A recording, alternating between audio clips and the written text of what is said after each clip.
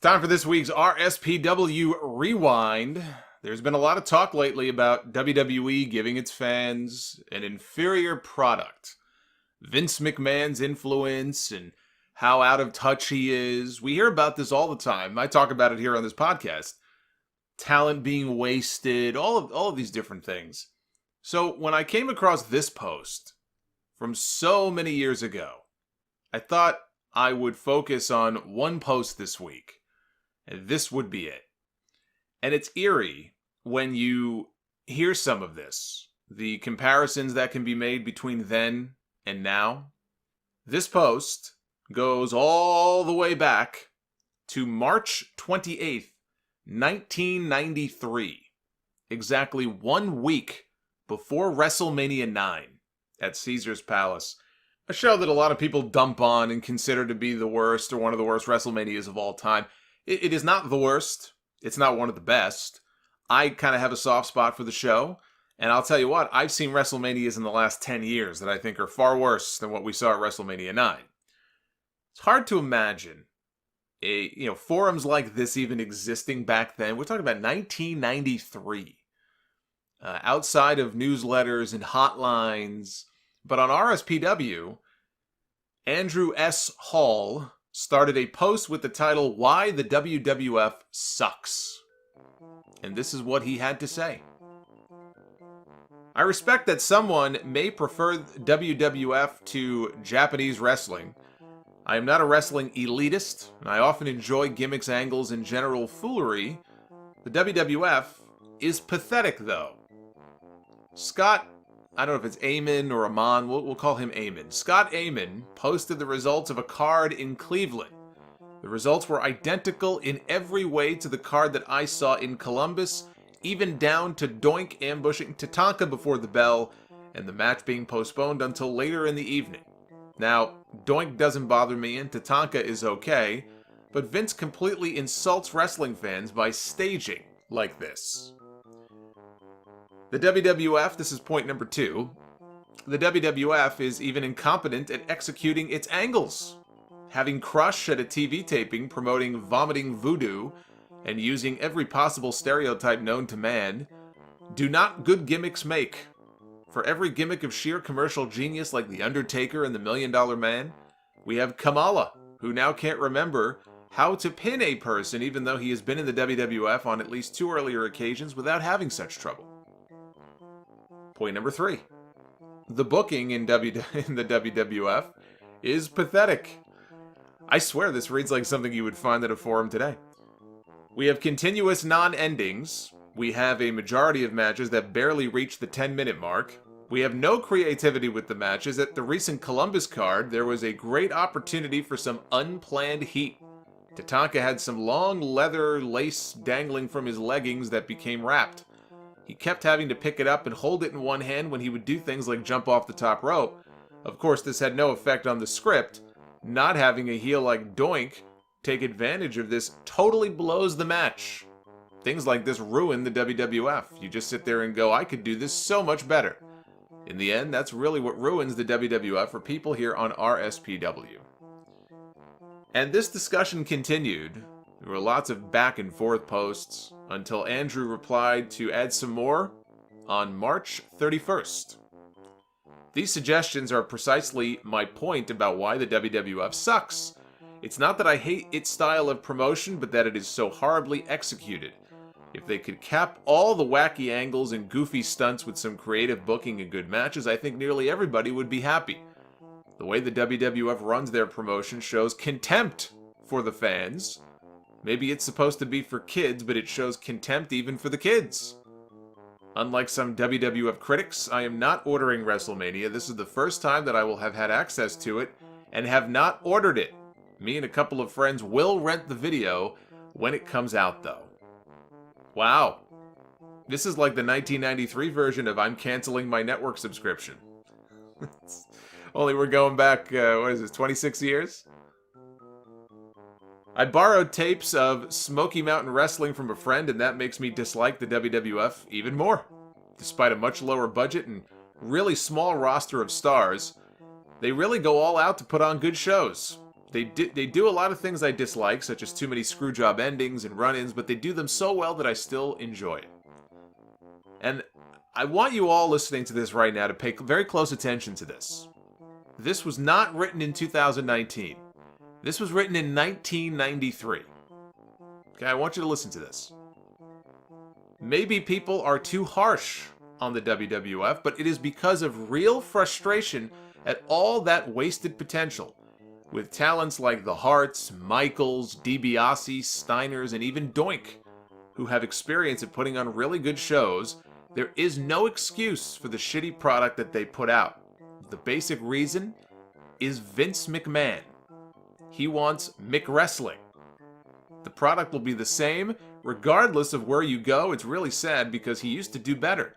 He used to have regional feuds and regional interviews for house shows. I remember classics like the Bundy Duke of Dorchester feud that only occurred in the Boston Garden. In a small defense of the WWF, there is worse. A local low-power TV station shows wrestling every night. On Monday, I saw IWCCW. Lord Almighty, it is totally pathetic. The announcers are atrocious. I saw more missed moves than I've ever seen before, and the whole thing just had a really sleazy, cheesy feel to it. It was worse than Global. When I saw that part of his post, about things never changing, wasted talent, Vince McMahon being the problem, you could have taken that post and slapped a 2019 timestamp on it. You could have slapped a timestamp on that for any year in the last 10 years. And I don't think people would have noticed the difference. The only difference is the names. Back then it was Bret Hart and Shawn Michaels and DiBiase and the Steiners and Doink. So all you have to do is replace those names with the names on the roster today. Very eerie, but if you think this is a new phenomenon here, then this would prove otherwise. There were people saying the exact same things about Vince McMahon in 1993. On April 2nd, Mark the Gross Gladiator, Byrne, responded. After many months of watching nothing but old AWA and NWA/WCW wrestling videos, I finally decided to watch a current WWF video from my local video store. Yep. See, that's right, kiddos. We used to have these things called video stores back in the day. You had your Blockbuster Video, but you also had a lot of local mom and pop type shops. Vince Russo. Vince Russo used to run 2 video stores when he first got involved in wrestling. Mark says, my opinion is that the WWF has a more polished product to sell than the other leagues, but boy do their gimmicks and wrestlers suck. I mean, this Razor Ramon character has got to be the worst wrestler I've ever seen, and yet he seems to be getting a major push. Why? Well, I don't agree with Mark on that. Even worse is this fool with bright red hair who runs around pretending that he is an Indian. Tanaka or Tonka or something like that. He sucks. No skill, no brain, lousy gimmick, no brain. Jesus Christ. Wow. This guy's harsh. No skill, no brain, lousy gimmick, no talent, can't sell. The list seems endless. He makes the Warrior, who I like, great gimmick, look like a champion thoroughbred, and a talented wrestler whose physique is totally natural. Bring back Slick Rick and Muda, Mario Milano, still wrestling after 50 plus years, and the Funks. I admit that I like the bad guys and the whole idea of wrestling as a soap opera, but Vince McMahon has really been screwing up lately. His gimmicks are so boring. I mean, sure, a clown as a wrestler is a fun idea, especially when he makes fools of the faces, but this minority group thing he is totally doing really sucks big time. I know in America that jobs have to be given to minority groups in proportion to the population. Where is this going? To the population, but does this mean that Vince's next creation will be a gay sperm whale claiming land rights in the center of the ring at Madison Square Garden, wrestling Bret Hart for the championship while sitting on Yokozuna? I have no idea what he is even talking about at this point.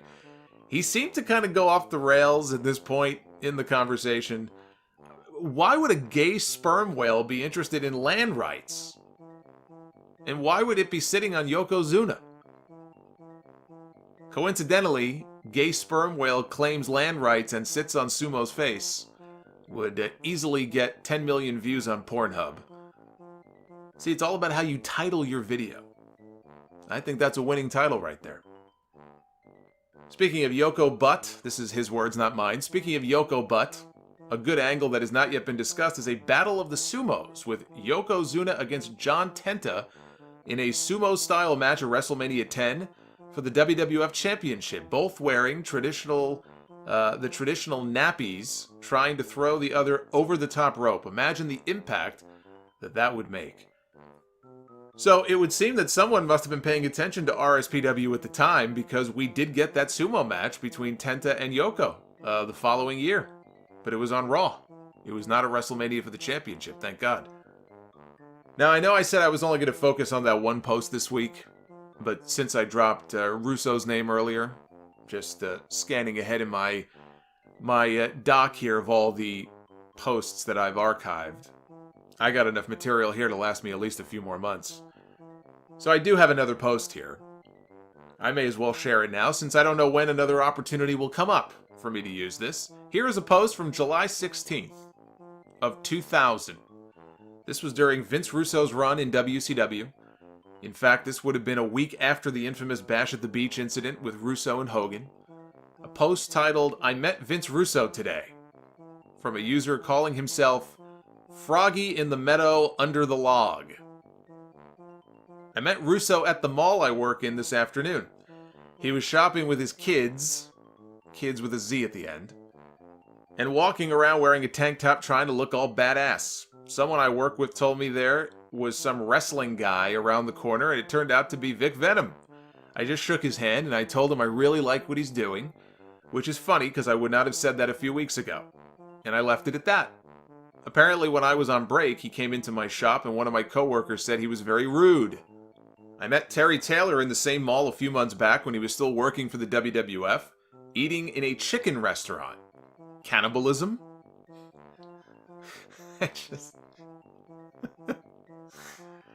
I died at that ending. That's how the post ends. He ends the post with the word cannibalism and like 3 question marks or something like that. Absolutely lost it when I saw that.